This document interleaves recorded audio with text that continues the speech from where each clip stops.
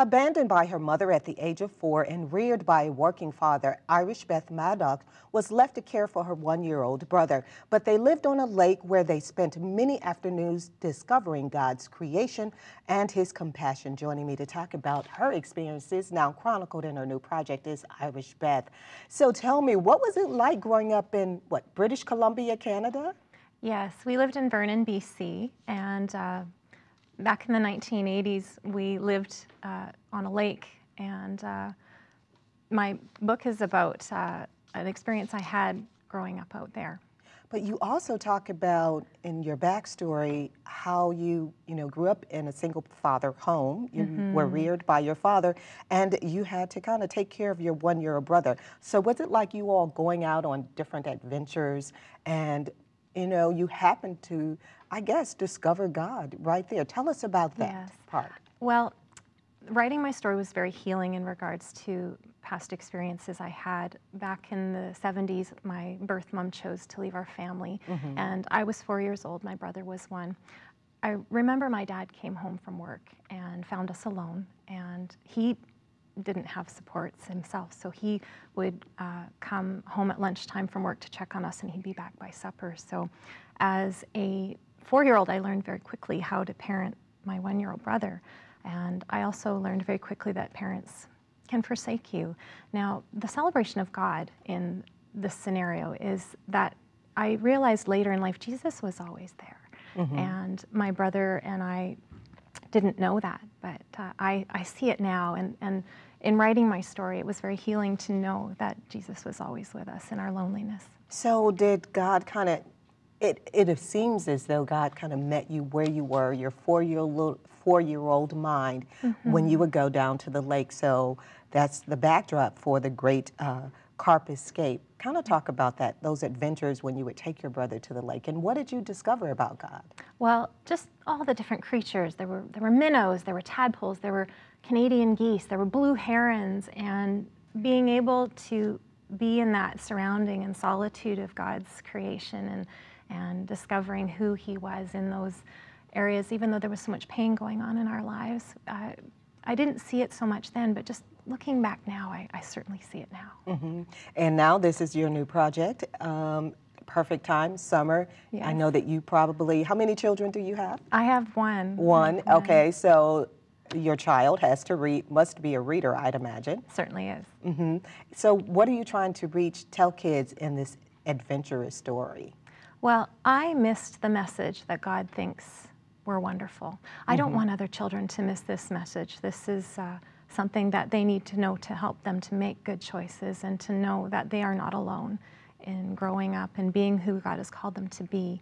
The other aspect that I want kids and parents to see in this book is that it is a quiet allegory of the gospel of Jesus, where without God, we're all fish out of water. And God, like the carp in my story, brings us from dead water to living water.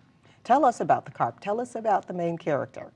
Well, back in the 80s, there was a flood, and the lake flooded into a pasture near our home, and nearby was a marsh, and they were just full of these ugly, fat, scaly carp. And what happened was they, being bottom-dwelling fish, they congregated in a pond, and as the sun came out, they became landlocked, and the pond started to dry up. So the carp were in a very serious predicament of life or death, and my then 7-year-old brother discovered a very creative way to get the carp back into the lake with friends. And so then you take children on this adventure and how your brother discovered that. You say you also discovered the compassion of God while going through your own experiences, which you share the compassion of God in this project. Talk about that so that parents who are listening or grandparents can demonstrate that same compassion to their children or grandchildren.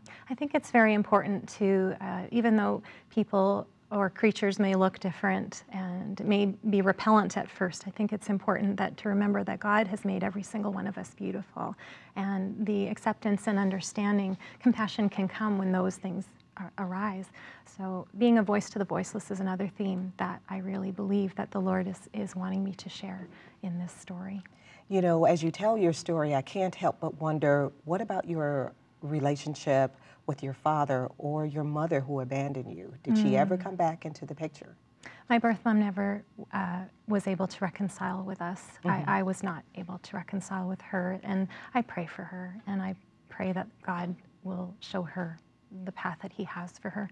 My father unfortunately passed away 2 weeks before my first child was born, and I did dedicate the book to him in his memory. What else do you want parents to know as they, read this project to their kids?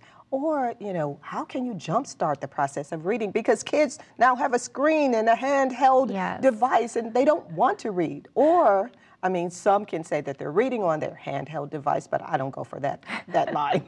How do you jumpstart that process? Well, I first say that reading needs to happen before any screen time does in my home. And then once my daughter has had some reading time, then she's allowed her screen time. Other underlying themes in this story that I think children can grasp onto are working together as a community and as a team. And when we all work together, amazing things can happen for God and for everybody. Well, tell me about some of the awards, because I see a couple seals on this on the cover. You can see these seals right here. That means that's a big deal. It is. I was one of those first-time writers who wanted to. I applied for several awards in hopes that my book would win just one award, and the Lord came back with 10 award placements on this book. The awards on the cover, one is the Illumination Book Award in Enduring Children's Picture Book Gold Medal, and the second one is an Illustration Award, and it was done by readers' favorite.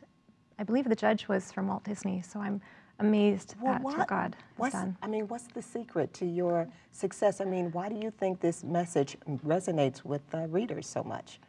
Well, because it resonated with me. God knocks at my brain at 2 o'clock in the morning, and usually I don't get up and listen, but I did. And the Lord told me that, Irish, you were like the carp in this story, and you swam into bad waters with your bad choices and the sin choices you made in your life, but I have brought you back to living waters. And that is the freedom and the love that I felt when the Lord gave me this impression, and he said, go write this book, use this for my kingdom.